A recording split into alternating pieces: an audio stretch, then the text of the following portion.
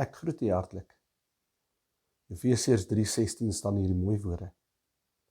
Dat julle mag ontvang het na die heerlikheid van Christus, sodat julle krag kan ontvang deur die Heilige Gees na die innerlike mens. Wonderlik is dit dat ons mag ontvang, is natuurlik ons kan daardie krag gebruik en ons kan in daardie krag staan en dit aanwend as te ware om ons te help.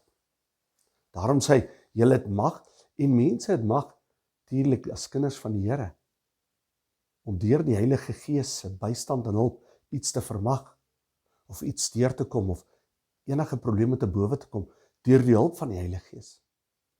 En dan skryf hy, die Heilige Gees help ons nie net, maar die Heilige Gees gee ons die krag wat nodig is.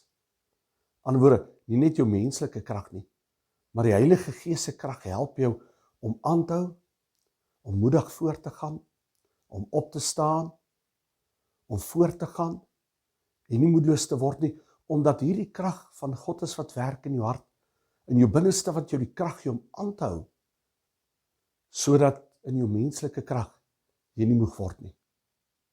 Daardie innerlike krag deur die Heilige Gees, ons as kinders van die Here het volmag ontvang, om te kan staan en die krag gebruik wat die Heilige Gees in ons binneste werk, omdat daardie Gees in ons hart uitgestort is, en omdat ons sy kinders is.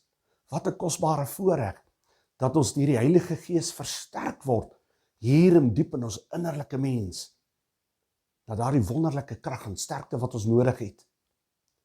Die Here, deur die krag van die Heilige Gees, help jou vandag, gee jou krag deur die innerlike mens, om aan te hou, voort te gaan, en op te staan, en hy beer jou op, dat jy moet hou, en aanhou, die Here seën jou.